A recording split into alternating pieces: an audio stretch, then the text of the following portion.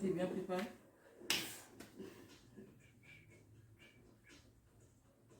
T'as pas la vidéo, non?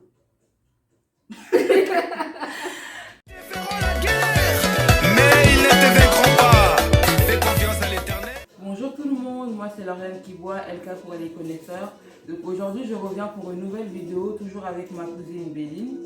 Donc voilà, nous revenons en fait pour clôturer le sujet de la première vidéo, qui était les relations pour ne pas rester seul. Donc on avait abordé en fait 4 types de personnes qui étaient concernées par ce type de relation. On avait parlé des mères seules, des femmes indépendantes, des sœurs en Christ et des personnes dont les parents ont divorcé et qui sont maintenant en manque d'affection. Donc aujourd'hui nous revenons plus pour donner en fait des conseils à ces personnes-là. On va vraiment toucher en fait le côté conseil. C'est vraiment un conseil entre femmes, entre sœurs, cousines, ce que vous voulez. Donc voilà. Là je m'adresse plus aux mères seules. Souvent en fait vous êtes désespérés parce que le père réagit comme si vous avez fait en fait seul l'enfant. Donc vous avez envie en fait de retrouver une autre personne pour vivre en fait avec lui les étapes en fait du développement de votre enfant. Donc ce qui fait que souvent vous n'avez aucune assurance en fait que l'autre père que vous allez donner à votre enfant est différent du vrai père en fait. Donc souvent vous allez vous retrouver à sortir avec une personne qui peut en fait vous redonner un deuxième enfant et partir. Vous allez en fait revivre après la même situation et au final ça fait pour vous que vous allez tomber en fait sur une situation où vous allez avoir en fait 2 enfants mais de pères différents, or que c'est pas ce que vous attendez. Donc souvent vos rêves, vos espoirs s'écroulent. Donc voilà, c'est ce que je peux dire. Donc ta fierté de femme en dépend et en prend un coup. Des fois tu fais semblant de t'en foutre et tout, mais tu te pointes en fait seul du doigt et tu as en fait un déshonneur profond. Donc voilà. Souvent en fait, vous attendez d'un homme qui vous donne le meilleur foyer possible. Mais non, quand tu as un enfant, c'est pas la fin du monde. Donne-lui en fait le meilleur foyer possible, fais en sorte qu'il ne manque de rien, assume ta responsabilité sans donner en fait à un autre homme sa responsabilité en fait. Donc il y a des enfants qui viennent au monde souvent, tu te dis oui, j'aurais pas dû faire un enfant, j'aurais dû attendre d'être mariée, tout ça, mais tu sais pas en fait quel avenir en fait Dieu prévoit pour ton enfant là. Ça se trouve que ton enfant il est venu pour t'aider dans la vie, pour faire de toi une meilleure personne, pour te stabiliser. Et puis il y a des personnes, tu verras qu'avant c'était des gens, on va dire tête en l'air, des personnes tête en l'air, et dès qu'ils ont un enfant, tu verras qu'elles se stabilisent. Ce qu'elles ne faisaient pas avant, elles commencent à le faire, du type repartir à l'école, trouver un travail, avoir ton code, ton permis, voilà, trouver un appartement, oui. Donc voilà, ton enfant en fait te responsabilise. Donc en fait, il vient peut-être te donner ce qui manquait dans ta vie. Donc ne cherche pas un père pour venir t'apporter un plus. Tu peux très bien t'occuper seul de ton enfant sans te soucier de quoi que ce soit. Alors, dans ce genre de relation-là, il y a aussi des personnes en fait qui se mettent en couple par envie. C'est vrai qu'il y a la solitude qui y joue, mais il y a aussi l'envie, dans le sens où souvent vous voyez des couples sur Instagram qui se marient, vous voyez des couples qui font des activités, qui vont en voyage, tout ça, qui prennent des jacuzzis pour la soirée, et toi aussi d'un coup tu veux un homme pour pouvoir aller au restaurant, aller au cinéma avec lui. Dans le fond, c'est pas une relation sérieuse que tu recherches, en fait, c'est juste en fait une base superficielle. Ouais, un besoin. Et c'est pareil pour ceux qui veulent un homme, pas par amour, mais pour se marier. Dans le sens où, voilà, quand je dis se marier, c'est parce que tu veux un mariage de ouf, prendre la wedding planeuse de ouf, prendre DJ Randy, genre le meilleur DJ du monde, tu vois. En fait, tu veux un mariage pour l'ambiance, pour le flash mob, pour le mettre sur YouTube. Des fois, c'est ça, tu veux une relation, en fait, juste pour le match vu, tu vois. Donc voilà. Voilà, c'est un peu ça. Et parce que ce qui est bête, c'est qu'en fait, tu veux un mariage pour le match vu. Mais au final, le mariage, c'est pour la vie. T'es parti à l'église, t'es parti, je sais pas, on t'a doté, etc. Tu seras comment avec ton mari après, genre à la maison? Tu vas lui dire quoi? Genre, je viens juste en fait pour le flash mob. En fait, c'est bête sur le coup. Donc après la fête, il y a bien quelque chose derrière. Donc il faut se marier par amour, par envie, pas pour rester seul, pas pour une vidéo qu'on va mettre sur... On a oublié aussi par rapport à l'âge. Parce que Oui, les oui, copines parlent. Parce que la tante, elle a dit, yo, pas la colonie, le moins Ah mais grave, c'est ça. Des fois, tu vois une fille qui est plus jeune que toi et son mari, tu te dis, ouais, moi, c'est quand mon tour. Et des fois, tu veux une relation, pourquoi? Parce que tu as, en fait, calculé ta vie dans ta tête. Tu t'es dit, moi, 18 ans, j'aurai mon bac. 19 ans, j'aurai le permis. À 20 ans, je me marie. 21 ans, j'ai un bébé. Tellement tu as fait, en fait, comment on appelle? Une chronologie, voilà, dans ta tête. Donc, tu veux à tout prix une relation rapidement, juste pour concrétiser tout ça. Ça, par contre, moi aussi, hein, j'y ai pensé. 24 ans, c'est bon, je serai mariée MDR. Je suis encore dans mes études, encore à la maison, sans fiancé, sans rien. Et des fois, quand ça se passe pas comme tu l'avais prévu, qu'est-ce que tu fais? Bah, tu cherches un gars, tu tombes enceinte, parce que tu te dis en fait que quand tu vas tomber enceinte, le gars va voir ta grossesse et il va t'épouser avec ta grossesse. Mais au final, en fait, tu vas finir par te retrouver avec une vie que tu n'as jamais prévue, que tu n'as jamais attendue en fait, parce que tu t'es mis des obligations dans ta vie. Et souvent, très souvent, les meufs qui pensent comme ça, que c'est bon, je vais tomber enceinte. Déjà, il y a deux points. Il y a des meufs qui tombent enceintes pour garder un homme. Au final, ça se passe pas comme ça. Et il y en a aussi pour la même chose, mais sauf que le mari, c'est la même chose. Et en gros, le gars ne les marie pas. Voilà. Ça se passe un hiératophone en fait. Et il y a des personnes souvent qui veulent se marier, pourquoi? Parce qu'ils veulent à tout prix en fait plaire à leurs parents. Dans la vie, plaire aux parents, c'est pas seulement par un mariage. Si tu es une personne qui est polie, qui respecte ses parents, tu as fait tout ce que tes parents voulaient, tout ce qu'ils attendaient en fait de toi. Tu as eu tes diplômes, tu as été un honneur pour eux.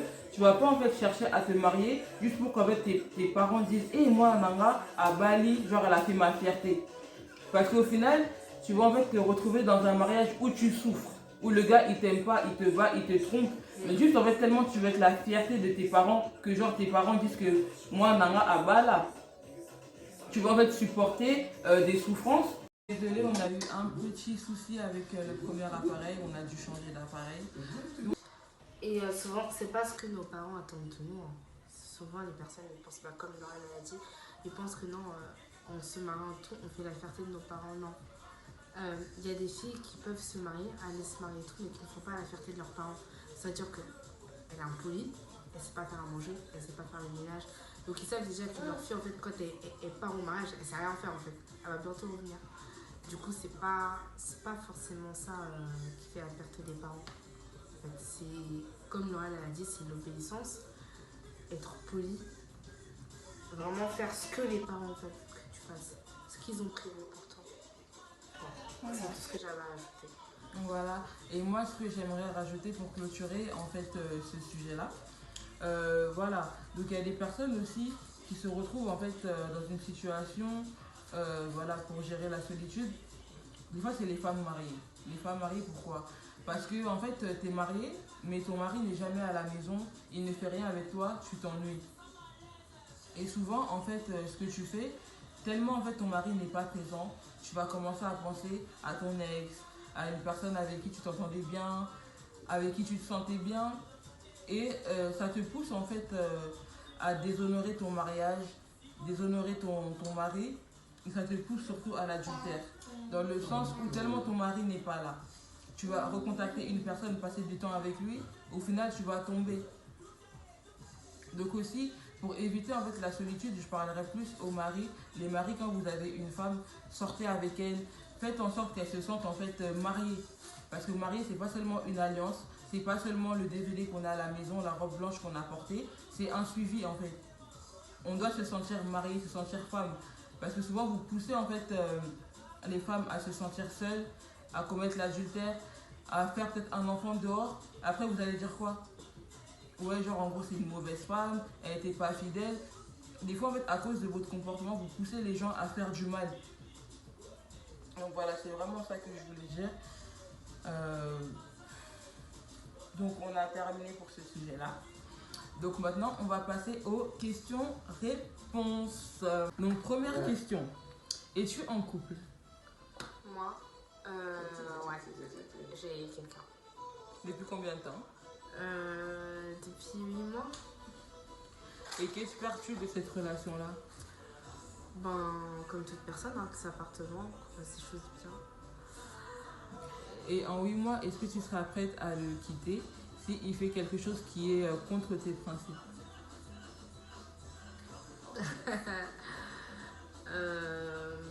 Ça dépend quoi. Bon, là d'un coup, vous voyez, on est en train de rigoler, c'est dépend. parce que j'étais en train de Franchement, ça parler. dépend. Après, On a dû faire une moi, je coupure, pars du on a principe coupé la où, vidéo. Donc voilà, je suis toujours dans la distraction, moi. C'est vraiment, on essaie de trouver un compromis. Et voilà, c'est. Et on arrange les choses. On arrange les choses, voilà. D'accord. Et moi, pour répondre, bah non, je suis célibataire. Voilà. Donc, as-tu vécu une des expériences en rapport avec le sujet d'aujourd'hui? Je te laisse répondre. Alors oui, moi j'ai déjà vécu une relation pour éviter la solitude. Alors je vous explique, c'était il y a 3 ans passés, en 2018. J'étais en couple avec un garçon, c'était vraiment un garçon, il était trop joli, vraiment trop beau, le genre de garçon que toutes les filles, voilà, elles veulent. Et il s'était intéressé à moi, donc je sortais avec lui, mais c'était en fait un garçon fantôme. Vous voyez le type de garçon, en fait, quand tu l'appelles, il répond chaque 1 an, tout ça. Donc en fait, il n'était pas trop présent dans la relation. Et entre temps, à côté, il y avait un garçon en fait qui voulait sortir avec moi, mais que moi je négligeais et que je n'aimais pas du tout. Donc voilà, il y a un jour, en fait, mon mec m'avait dit, enfin, mon gars plutôt, il m'a dit oui, je viens te chercher aujourd'hui à 22 h et tout pour qu'on sorte et tout. Comme je t'ai pas vu il y a longtemps, viens, je te fais sortir pour qu'on passe en fait, en gros, la soirée ensemble. Donc je lui ai dit d'accord. Je me suis lavée, je me suis maquillée, j'ai mis mes boucles d'oreilles, tout ça, genre la meilleure des tenues, tout ça. Et c'est pas le gars, au final, je l'appelle injoignable. Je l'appelle 2 fois, 3 fois. Je lui demande, mais t'es où? Là, je t'attends, tu comptes venir me chercher. Je l'appelle, il ne répondait pas. Donc, tellement j'étais énervée, j'avais tellement mal au cœur sur le coup, je savais pas en fait comment gérer en fait cette douleur-là. Bah, du coup, j'ai appelé le garçon que je négligeais. Je l'ai appelé, je lui ai dit, bah voilà, j'ai envie de te voir, passer la soirée avec toi et tout. C'était un peu en mode bouche-trou, ça se fait pas, mais c'est ce que j'ai fait sur le coup parce que vu que mon gars m'avait planté, je me retrouvais seule. Et ça fait mal d'être seule sur le coup, donc j'ai appelé voilà, l'autre gars pour passer la soirée avec lui. Et au final, bah, ça a abouti à un couple. J'ai même pas mis fin avec mon gars, que je m'étais mise en fait en couple avec l'autre garçon parce que voilà, lui il était là, il voulait être avec moi. Donc j'ai été avec lui. Et au final, en fait, je suis tombée sur un homme, en fait, qui avait lui aussi plusieurs femmes qui jouaient avec les filles et qui sortait avec les filles en fait pour l'argent déjà. Lui en fait quand tu es avec lui, il faut que tu lui donnes de l'argent. Il a besoin d'un truc, tu lui donnes de l'argent. Le gars tous les soirs il est en boîte. Le gars en plus l'argent c'est pourquoi? Pour donner aux musiciens, pour donner par exemple au DJ de la soirée, pour qu'on puisse genre dédicacer son nom en pleine fête. Lui c'est ça en fait, il prend l'argent pour acheter des bouteilles d'alcool, pour qu'on voit que c'est lui qui a acheté les bouteilles, tout ça. Donc c'était sur un type de gars comme ça que je suis tombée au final. Pourquoi? Parce que mon gars m'a planté. Donc j'ai voulu en fait voilà, récupérer en fait une relation avec un autre gars. Voilà, tu vois, donc j'ai directement remplacé mon gars avec un autre, or qu'en fait le gars il était pire. Voilà, donc c'est ça en fait mon expérience en rapport avec ce sujet. Ben, moi, ouais, j'ai vécu ça, mais je préfère pas rentrer dans les détails. Mais ouais, j'ai déjà vécu ça, et plusieurs fois d'ailleurs. Plusieurs fois. Plusieurs fois? Ouais. Et ça t'a pas servi de leçon en fait? Enfin, je sais pas. Si? Si. si, bien sûr, ça m'a servi de leçon. Ok, Du coup, je disais que ouais, j'avais déjà vécu ces expériences-là et oui, j'ai appris de mes erreurs et j'espère ne plus pouvoir les reproduire. En tout cas, je sais maintenant, disons qu'avant, c'est pas que je ne savais pas ce que je voulais, hein, mais... Tu n'avais pas encore vraiment eu des coups en fait pour avoir le déclic d'arrêter. Voilà, c'est ça en fait. En fait, c'est vraiment Le dicton, le proverbe, les conséquences connaissent mieux que les conseils. Non, c'est vraiment. Voilà, du coup, ensuite j'ai perdu la fin de la vidéo où on vous disait au revoir et on faisait des gros bisous. Donc on vous disait, n'hésitez pas à partager, à liker, commenter. Donc voilà, s'abonner surtout. Des gros bisous à vous. Bye.